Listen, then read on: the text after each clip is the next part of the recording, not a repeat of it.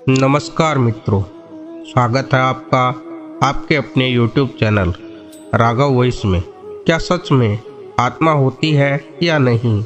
हमारे मन में बहुत सारे सवाल उठते हैं। उन्हीं सवालों में से एक सवाल यह भी होता है कि आत्माएं होती है या नहीं, क्योंकि बहुत से लोगों से हमने यह सुना तो होता है कि आत्मा हमारे शरीर के अंदर होती है, और यह बात विज्ञान ने भी अभी तक साबित की है कि हाँ, आत्मा होती है, क्योंकि हमारे शरीर में आत्मा का वजन 21 ग्राम होता है।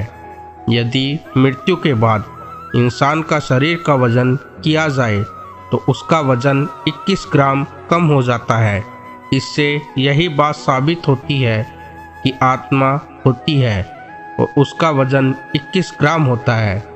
अब हम बात करते हैं कि यदि आत्मा होती है तो हमें दिखाई क्यों नहीं देती?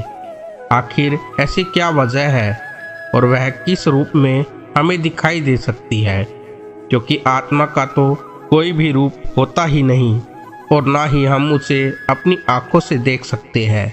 आपने YouTube और इंटरनेट पर बहुत सारी ऐसी वीडियो देखी होंगी जिनमें हमें शरीर से आत्मा निकलती हुई दिखाई देती है। और क्या ये वीडियो असली होती है? यदि होती है तो इसका मतलब आत्मा होती है और वह हमारे शरीर से जब निकलती है तो शरीर से धुआं सा निकलता है। पर फिर भी आत्मा से बहुत से रहस्य जुड़े हुए होते हैं जिन्हें आज तक कोई भी सुलझा नहीं पाया है। आज हम आपको बताएंगे कि आत्माएं होती है या नहीं, और यदि होती है तो उनके होने के क्या सबूत हैं। तो सबसे पहले हम जानते हैं कि आत्मा के कितने प्रकार होते हैं, यह कितने प्रकार की होती है। यदि हम बात करें आत्मा कितने प्रकार की होती है तो आपको बता दें, आत्मा 3 प्रकार की होती है। सबसे पहले जीवात्मा, दूसरा प्रेतात्मा और तीसरा है सूक्ष्म आत्मा। यह आत्माओं के प्रकार है और यह उसी के हिसाब से शरीर में वास करती है और अपना रूप बदलती है। तो पहले हम जानते हैं जीवात्मा के बारे में। जब आत्मा भौतिक शरीर में प्रवेश करती है तो उसे जीवात्मा कहा जाता है। जीवात्मा 84 लाख योनियों में भटकने के बाद उसे मनुष्य का शरीर मिलता है और तब वह मनुष्य के शरीर में प्रवेश करती है और उसी के शरीर में लंबे समय तक जीती रहती है। यदि हम हिंदू धर्म की माने तो 84 लाख योनियों में पेड़ पौधे, कीट पतंगे और पशु पक्षी, साथ ही और भी बहुत सारे जीव जंतु जिन्हें जीने के बाद ही हमें मनुष्य का रूप मिलता है, जिसे जीवात्मा कहा जाता है। दूसरे नंबर पर होता है प्रेतात्मा। जब इस जीवात्मा का वास कामनान्य और वासना शरीर में निवास होता है तो उसे प्रेत आत्मा कहते हैं। और जब यह आत्मा शरीर को छोड़ती है और प्रेत योनि में जाती है तो इसे भी प्रेत आत्मा ही कहा जाता है। मृत आत्मा शरीर से निकलने के बाद काफ़ी देर तक अपने शरीर के आसपास मंडराती रहती है और अजीब अजीब सी हरकतें करती रहती है, क्योंकि उसे ऐसा लगता है जैसे वो कोई बुरा सपना देख रही हो, ना कि उसकी मृत्यु हुई हो। पर जब वह अपने शरीर में प्रवेश करती है तो वह ऐसा नहीं कर पाती और तब उसे एहसास होता है कि उसकी मृत्यु हो चुकी है। जो आत्मा अपने शरीर से बहुत ज़्यादा प्यार करती है वह शमशान में भटकती रहती है, और जो अपने परिवार से ज़्यादा प्यार करती है वह घर में ही बनी रहती है। यदि मृत के शरीर को जला दिया जाए तो आत्मा अपने शरीर का मोह त्याग देती है, और यदि उसे दफना दिया जाए तो वह अपने शरीर का मोह त्याग नहीं पाती है और काफ़ी दिनों तक इधर उधर भटकती रहती है, और इसे ही प्रेत आत्मा कहा जाता है। तीसरे नंबर पर आती है सूक्ष्म आत्मा। आत्मा के शरीर का जब अंतिम संस्कार हो जाता है तब उसकी आगे की यात्रा शुरू होती है और फिर उसे कर्मों के हिसाब से फल मिलते हैं। और इन फलों को प्राप्त करने के लिए उसे 3 मार्गों पर चलना पड़ता है, जिन्हें अर्ची मार्ग, धूम मार्ग और विनाश उत्पत्ति मार्ग कहा जाता है। अगर बात करें अर्ची मार्ग की, तो यह स्वर्गलोक और देवलोक की यात्रा का मार्ग होता है। यहाँ अच्छी और नेक आत्माएं आती है। वहीं यदि धूम मार्ग के बारे में कहे तो यह पितृलोक की यात्रा पर ले जाता है।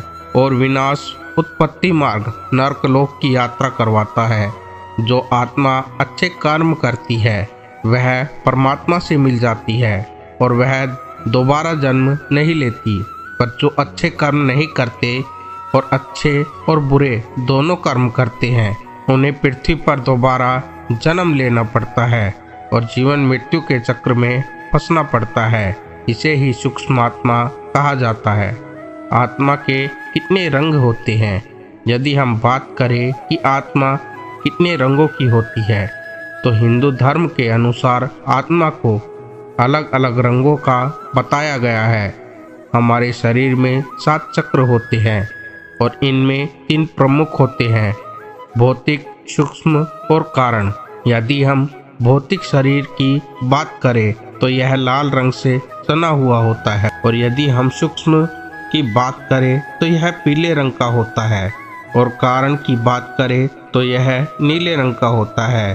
और आत्मा को भी नीले रंग का ही बताया जाता है, क्योंकि यदि हम नीले रंग की रोशनी में आत्मा को देखना चाहे तो उसे देख सकते हैं, और पीले रंग की रोशनी में हम आत्मा का आभास कर सकते हैं।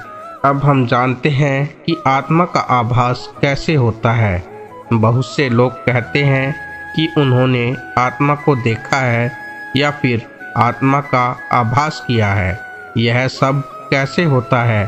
आखिर कोई आत्मा को कैसे महसूस कर सकता है? तो हम आपको बताते हैं कि आत्मा को कैसे महसूस कर सकते हैं। यदि आत्मा आपके आसपास होती है तो आपको किसी खुशबू या फिर किसी ऐसी चीज़ की महक आती है जो बहुत ही बुरी होती है। साथ ही आपको वहाँ पर कुछ अजीब अजीब सी चीज़ें भी दिखाई पड़ती है जो सामान्य रूप से अलग होती है, और हमें अपने मन में कुछ ऐसा लगता है जैसे आपके पास कुछ हो, क्योंकि आपको अपने मन से आभास होने लगता है कि आपके करीब कोई और भी है जिसे आप देख नहीं पा रहे हैं, और उन्हें ही आत्मा कहते हैं। बहुत से लोग आत्मा को अपने पास बुलाते हैं और उन्हें अपने वश में कर लेते हैं। तंत्र विद्या एक ऐसी विद्या होती है जिसमें आत्मा को अपने वश में किया जा सकता है और फिर उनसे कुछ भी करवाया जाता है, जिन्हें हम प्रेतात्मा कहते हैं।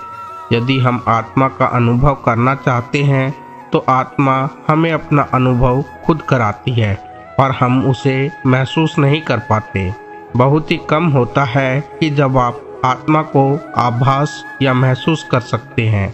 आत्माएं 2 तरह की होती है, अच्छी आत्माएं और बुरी आत्माएं। यदि हम कहें कि कुछ आत्माएं बुरी होती है और कुछ आत्माएं अच्छी होती है, तो ऐसा कुछ भी नहीं होता है। आत्मा एक समान होती है, बस उसके संस्कारों के ऊपर होता है कि वह उसे कैसा बनाता है। यदि उसके संस्कार अच्छे होते हैं तो वह अच्छी आत्मा में बदल जाती है, और यदि उसके संस्कार बुरे होते हैं तो वह बुरी आत्मा में बदल जाती है। क्योंकि बहुत से लोग मरने से पहले अच्छे कर्म करते हैं और वह किसी को भी नहीं सताते, तो उनके मरने के बाद उनकी आत्मा अच्छी आत्मा में बदल जाती है, और वह अच्छी आत्मा बनकर ही किसी को भी हानि नहीं पहुंचाते। पर कुछ लोग ऐसे होते हैं जो मरने से पहले बहुत ही बुरे काम करते थे, लोगों को सताते थे और उन्हें परेशान करते थे, तो वो मरने के बाद भी वही कर्म करते रहते हैं और वह लोगों को सताते और परेशान करते हैं, जिन्हें हम बुरी आत्मा कहते हैं। पर एक समय ऐसा आता है जब आत्माएं फिर से किसी नए शरीर को धारण करने के लिए तैयार हो जाती है। क्योंकि हर चीज़ का समय पहले से ही निर्धारित होता है कि जब आपकी मृत्यु होगी और आपको जन्म लेना पड़ेगा, तो यह सब पहले से ही लिखा होता है और उसी के हिसाब से सब कुछ होता है। कहा जाता है कि यदि अपनी मौत से पहले कोई मर जाता है तो वह अपनी आत्मा के रूप में भटकता रहता है, और जब उसकी आयु पूरी हो जाती है तो वह जन्म ले लेता है, और जो पूरी आयु जीकर मरता है उसे तुरंत जन्म मिल जाता है। आत्मा का पुनर्जन्म कैसे होता है? यदि हम बात करें कि आत्मा का पुनर्जन्म कैसे होता है, तो लोगों का मानना है जो आत्मा नया शरीर धारण करती है और उसे अपने इस जन्म में पिछले जन्म की बातें याद रह जाती है, उसे ही पुनर्जन्म कहा जाता है। हमने बहुत सारे ऐसे किस्से सुने होंगे जिसमें लोगों को अपने पुनर्जन्म की यादें याद रहती है, जैसे वह कहाँ रहता था, उसके माता पिता कौन थे और कहाँ पर उसका जन्म हुआ था, और भी बहुत कुछ जो उसने पिछले जन्म का याद रखा होता है। यह जब होता है जब हमारी आत्मा पूर्ण रूप से शांत नहीं हो पाती और अपने पुराने परिवार और रिश्तेदारों को भूल नहीं पाती और उसका जन्म हो जाता है। इस वजह से वह अपना पुनर्जन्म याद रख पाती है और उसे सब कुछ याद रहता है। पर कहा जाता है यदि इस जन्म में कुछ खट्टे पदार्थ या कुछ टोना टोटका कर दिया जाए तो उसकी पुरानी यादें मिट जाती है और वह व्यक्ति इस जीवन में जीने लगता है, क्योंकि यदि आत्मा का पुनर्जन्म होता है तो वह सही तरीके से शांत नहीं हो पाती, क्योंकि पुरानी यादें बनी रहती है, जिस वजह से वह अपने पुराने रिश्तों से मोह नहीं छोड़ पाता और उसे आगे के जीवन में गुजरने में काफ़ी मुश्किलों का सामना करना पड़ता है। इसलिए हमें शुरुआत में ही कुछ उपाय कर लेने चाहिए जिससे कि पुनर्जन्म से आत्मा विचलित ना हो, और इसी तरह साथ में हमें अच्छी तरीके से मृत व्यक्ति का अंतिम संस्कार और उसकी सारी रीति रिवाजों को ध्यान से करना चाहिए, जिससे आत्मा शांत हो जाए और वह पुनर्जन्म के चक्र में ना फंसे। तो आज की इस वीडियो को यहीं पर समाप्त करते हैं।